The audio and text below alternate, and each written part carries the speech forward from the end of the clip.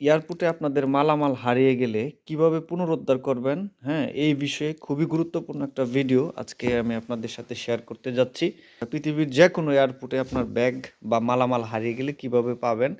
আমার এই ব্যাগটা হারিয়ে গেছিল, আমি কিভাবে পুনরুদ্ধার করছি, এই যে নিয়ে আসলাম, এটাই আজকে আপনাদেরকে এই ভিডিওতে তুলে ধরার চেষ্টা করব। আপনারা আমার হাতে যে দেখতে পাচ্ছেন একটা কিবোর্ড, এটা হচ্ছে এ মিউজিক্যাল ইন্সট্রুমেন্ট। বাংলাদেশ থেকে নিয়ে আসছে আমার চাচা। ইতালি থেকে বাংলাদেশে ছুটিতে গিয়েছিল, ওনার মাধ্যমে নিয়ে আসছি আমি। এটা আমার ব্যবহারের একটা জিনিস। তো আমার এই ব্যাগেজটা, আমার এই লাগেজটা হচ্ছে নেপোলি এয়ারপোর্টে, অর্থাৎ বাংলাদেশ থেকে ওনা ইতালিতে আসছে। নেপোলি এয়ারপোর্টে এসে হচ্ছে এই ব্যাগটা মিসিং হয়েছে, হারায় গেছে। হারায় যাওয়ার পরে হচ্ছে অ্যা আমি এটা কিভাবে পাইলাম?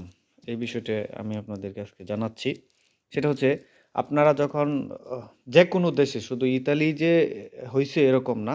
আমাদের বাংলাদেশে যখন আপনারা যান এরকম ঘটনা ঘটে, বা পৃথিবীর যেকোনো দেশে যখন আমরা যাই, যাতায়াত করি, তখন অনেক সময় আমাদের ব্যাগেজ, লাগেজ অথবা হচ্ছে এগুলা হচ্ছে মিস্টেক হয়। তখন আপনারা কি করবেন?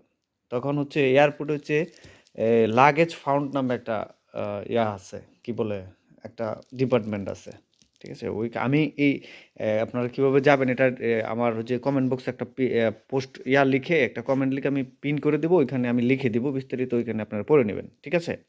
ওইখানে গিয়ে আপনারা যখন হচ্ছে আপনাদের যেটা হারিয়ে যাবে, ব্যাগেজ হোক বা যেকোনো জিনিস, ওইখানে একটা কমপ্লেইন করে, এবং আ আপনাদেরকে যে বুকিংটা দিয়েছিল, ওই বুকিংয়ের যে রিসিপ্টটা আছে সেটা অবশ্যই সাথে রাখবেন। ঠিক আছে? আর আরেকটা কাজ যেটা আপনারা অবশ্যই করবেন, আপনারা যখন কোনো মালামাল এয়ারপোর্টে অর্থাৎ বিমানে চলাফেরা করার সময় যখন বুকিংয়ে দিবেন, সেটাতে অবশ্যই, এই যে আমি আমার হচ্ছে পাসপোর্ট নাম্বারটা হাইড করে দিলাম।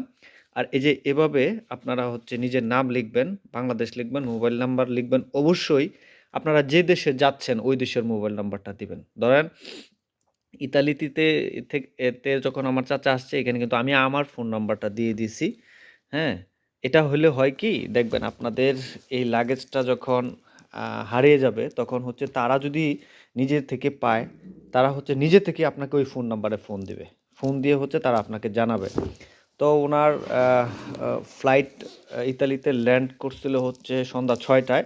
আমাকে রাতের ৮টার দিকে হচ্ছে ইতালি এয়ারপোর্ট থেকে আমাকে ফোন দেয়। ফোন দিয়ে হচ্ছে আমার এই ব্যাগেজটা, আমার এই ইন্সট্রুমেন্টটা সম্বন্ধে আমাকে তারা বলে, জানতে চায়। আমার নাম জিজ্ঞাসা করে যে এখানে কি, তারপর ওদেরকে আমি বলি। আমাকে যে আমি আমি যে বুকিং দিয়েছিলাম, বুকিং একটা নাম্বার আছে কিন্তু, হ্যাঁ? উনারা কিন্তু আমাকে বুকিং নাম্বারটা জানতে চাইছে যে আপনার বুকিং নাম্বারটা বলেন। আমি অবশ্যই বুকিং নাম্বারটা বলছি।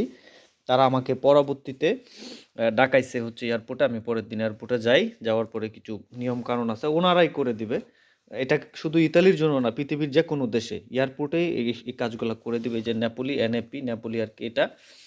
এই যে এরা কিন্তু মার্কও করে ফেলেছিল এটা। আমার হচ্ছে তুর্কি এয়ারলাইন্সের ফ্লাইট ছিল আমার চাচার। তো ফাইনালি হচ্ছে আমি আমার এই যে লাগেজটা পেয়েছি। আমি মনে করি এই ভিডিওটা খুবই গুরুত্বপূর্ণ। আমি কিন্তু আমার অ্যা ফেসবুকে কোনো ভিডিও আপনাদেরকে শেয়ার করতে বলি না। এটা শেয়ার করবেন। কারণ এটা হচ্ছে বাংলাদেশের অনেক মানুষ জানে না। তাদের ব্যাগ, তাদের মূল্যবান জিনিসপত্র এভাবে হারিয়ে যায়, কিন্তু তারা হচ্ছে এটা পুনরুদ্ধার করতে পারে না। তারা জানে না যে আসলে কিভাবে করবে। তো আপনার মাধ্যমে যদি এটা জানতে পারে, আ উপকৃত হবেন। শেয়ার করে আপনার টাইমলাইনে রেখে দিতে পারেন। ধন্যবাদ।